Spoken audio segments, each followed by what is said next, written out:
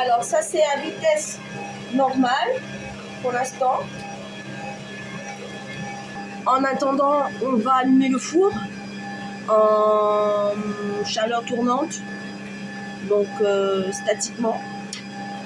Donc il faut que le four soit préchauffé pour enfourner le gâteau. Donc voilà. Alors, donc vous avez bien vu, j'ai accéléré un peu plus la vitesse. Donc il monte, il est en train de monter. Il est en plus de ça mousseux. Et c'est à ce moment-là qu'on aura une génoise assez bien aérée, moelleux.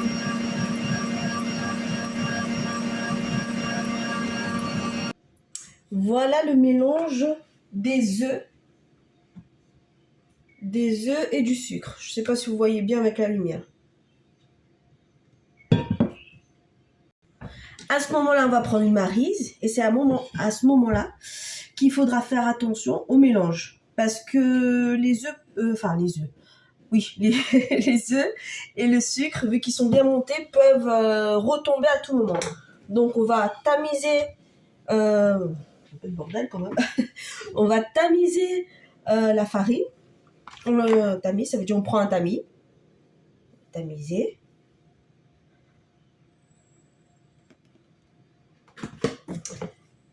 Et on va taper tout doucement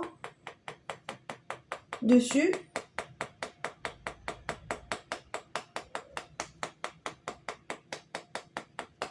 Le tamis pour que, au final, la farine soit plus fine, plus fin, pour qu'il n'y ait pas de grumeaux comme on voit là, en fait. Des grumeaux comme ça.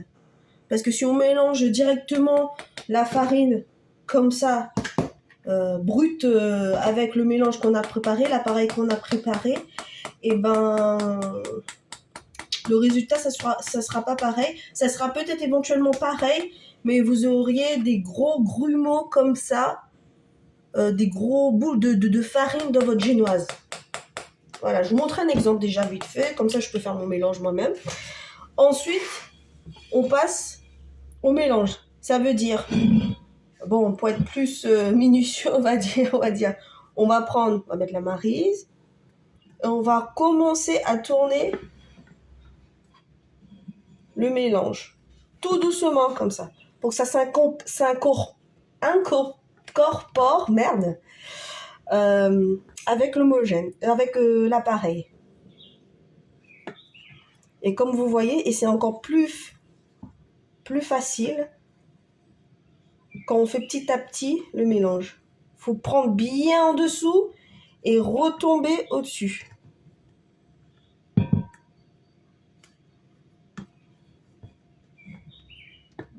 Bon, le filmage, il laisse encore à désirer, mais c'est bon. Je pense que vous avez bien vu. Bref. Et je vais faire comme ça continuellement avec ce qui me reste pour les 175 grammes de farine. Bon, on peut taper avec le doigt et tout, mais comme la maryse elle est à l'intérieur de mon bol d'appareil, donc voilà, on répète la chose plusieurs fois. Donc,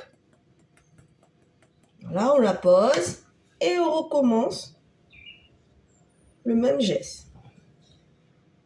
Jusqu'à ce qu'il n'y a plus de farine. Et vous voyez pas. Et vous voyez pas. Si, vous voyez. Alors. Et vous voyez, quand vous le mélangez délicatement,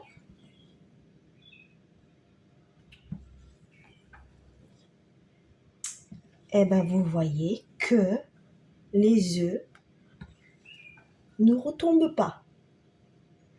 Ça veut dire que, voilà, ne retombe pas. Ça veut dire qu'il faut le prendre doucement, comme ça, comme un petit bébé en fait. Voilà. Et vous-même, quand vous me dites peut-être, oui, ben on ne voit pas forcément que la farine s'est incorporée, si. Le fait que vous allez bien prendre au fond, vous allez soulever votre cuillère, vous allez voir que votre cuillère, il est léger. Moi, c'est comme ça que je fais. Hein. Après...